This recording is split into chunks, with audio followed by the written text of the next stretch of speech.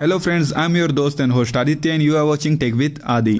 तुम्हें थंबनेल से ये पता लग ही गया होगा कि आज के हमारे इस वीडियो का टॉपिक क्या है, और शायद तुम भी इंटरेस्टेड होगे ये जानने के लिए कि आखिर हम कैसे अपने नॉर्मल यूएसबी पेन ड्राइव में गूगल टीवी को इंस्टॉल करके किसी भी लैपटॉप या पीसी में गूगल टीवी के मजे ले सकते हैं।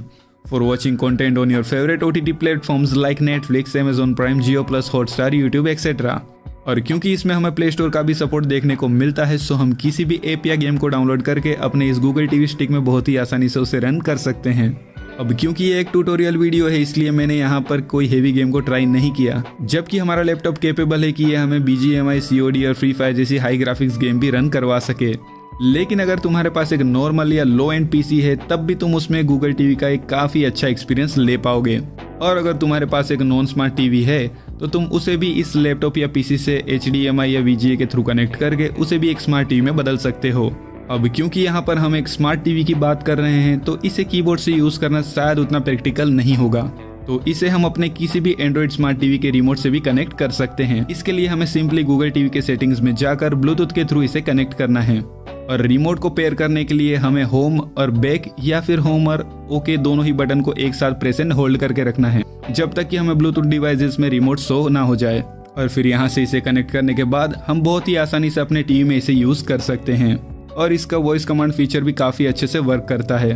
तो ये तो बात हुई कि हम इस टीवी में क्या क्या यूज़ कर सकते हैं। अब मैं तुम्हें बताऊंगा कि अपने नॉर्मल पेन ड्राइव को तुम कैसे गूगल टीवी में बदल सकते हो। तो इसके लिए हमें सबसे पहले चाहिए एक पेन ड्राइव। मैंने यहाँ पर 32 GB की पेन ड्राइव का यूज़ किया है, और मैं तुम्हें भी सजेस्ट करूंगा कि तुम एटलीस्ट 16 GB या 32 GB की ही पेन ड्राइव का यूज़ करना, नहीं तो फिर इसमें हमें लो स्टोरेज स्पेस की दिक्कत आ सकती है।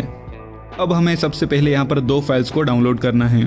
पहली फाइल है हमारी इस गूगल टीवी की ISO फाइल, जिसका साइज अराउंड 2.5 GB के आसपास है। और इसके बाद हमें रूफर्स टूल को डाउनलोड करना है, जिसके थ्रू हम इस ISO फाइल को अपने पेन ड्राइव में बूटेबल बनाएंगे। अब हमें सबसे पहले डिफेंडर सिक्योरिटी को डिसेबल करना है, और एक बार हमारी बूटेबल पेन ड्राइव बन जाए फिर तुम इसे इनेबल कर सकते हो।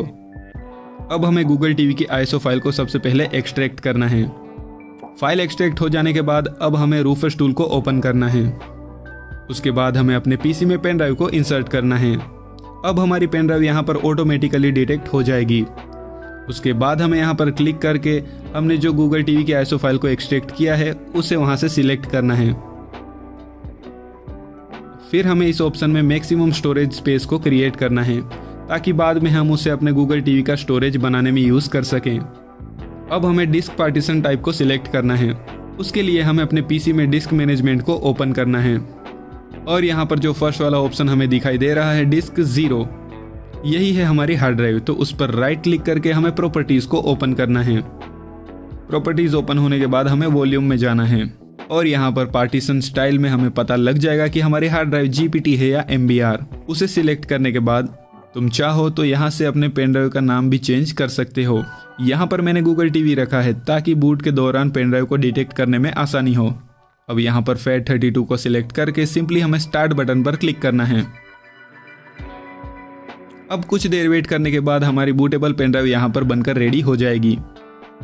अब अगर हम दिस पीसी में जाकर देखें तो हमारी बूटेबल पेन ड्राइव तो यहाँ पर रेडी हो चुकी है, लेकिन अभी भी पेन ड्राइव की टोटल साइज यहाँ पर शो नहीं हो रही, क्योंकि जो स्टोरेज हमने अपने टीवी स्टिक के लिए बनाया था, अब हमें सबसे पहले उसे फॉर्मेट करना होगा, जिसके लिए हमें फिर से डिस्क मैनेजमेंट को ओपन करना है। अब हमें यहाँ पर डिस्क 1 में हमारी पेन ड्राइव दिखाई देगी। इसमें जो हमें सेकंड पार्टीशन दिखाई दे रहा है, यही हमारा स्टोरेज स्पेस है। तो हमें इसे सिंपली डिलीट करके फिर से एक न्यू पार्टीशन को क्रिएट करना है, जिसमें हमें XFAT को चूज करना है। और अगर तुम्हें यहाँ पर XFAT का ऑप्शन ना मिले तो सिंपली FAT32 सिलेक्ट कर लेना।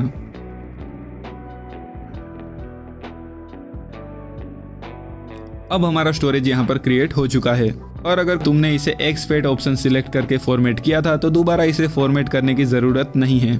लेकिन अगर तुम्हें भी मेरी तरह वहाँ XFAT का ऑप्शन नहीं मिला तो हमें इसे दोबारा फॉर्मेट करना होगा, और इस बार हमें यहाँ पर XFAT का ऑप्शन दिखाई देगा, जिससे हमें इसे फॉर्मेट करना है।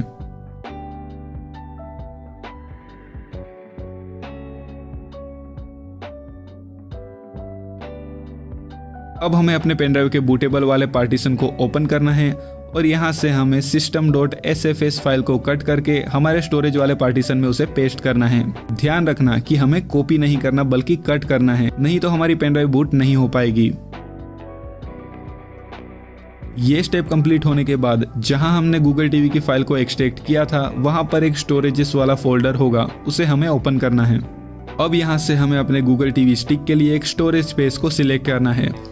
अब जैसे कि मैंने 32 GB की पेन ड्राइव का यूज़ किया था तो यहाँ मैं मैक्सिमम 16 GB तक का स्टोरेज क्रिएट कर सकता हूँ। वैसे ही तुम भी अपने पेन ड्राइव के साइज के अकॉर्डिंग हाफ साइज की फाइल को यूज़ कर सकते हो। अगर तुम 16 GB की पेन ड्राइव का यूज़ कर रहे हो तो 8 GB की फाइल को सिलेक्ट करो, 32 GB के लिए 16 GB और 64 GB पेन ड्राइव के लिए 32 GB की फाइल। इस तरीके से अपने लिए फाइल को चूज करो, फिर उसे एक्सट्रैक्ट कर दो और जो डेटा फाइल एक्सट्रैक्ट होगी उसे कॉपी करके फिर से अपने पेन ड्राइव के स्टोरेज पार्टीशन वाले सेक्शन में पेस्ट कर दो।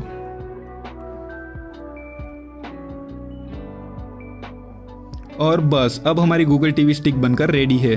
अब बस इसे हमें अपने पीसी में बूट करना है, जिसके लिए हमें सबसे पहले अपने पीसी को पावर ऑफ करना है। फिर पावर बटन प्रेस करके अपने पीसी या लैपटॉप के अकॉर्डिंग बूट की को प्रेस करना है।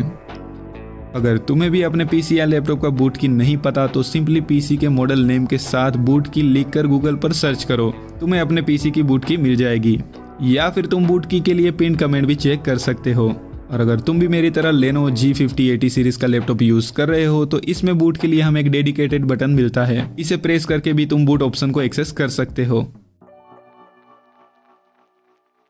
अब बूट ऑप्शन में आने के बाद यहाँ से हमें अपने पेन ड्राइव को सिलेक्ट करना है।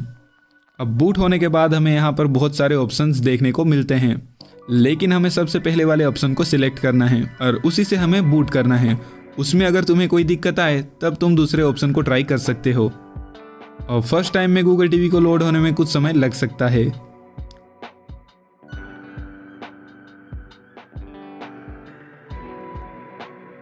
उसके बाद हमें गूगल टीवी का बेसिक सेटअप कंप्लीट करना होगा, जो कि मैंने पहले से कंप्लीट कर लिया है। और अब तुम भी अपने पेन ड्राइव के थ्रू किसी भी लैपटॉप या पीसी में गूगल टीवी को यूज कर सकते हो। अगर ये वीडियो तुम्हें पसंद आई हो तो इसे लाइक कर दो और चैनल को भी सब्सक्राइब कर लो।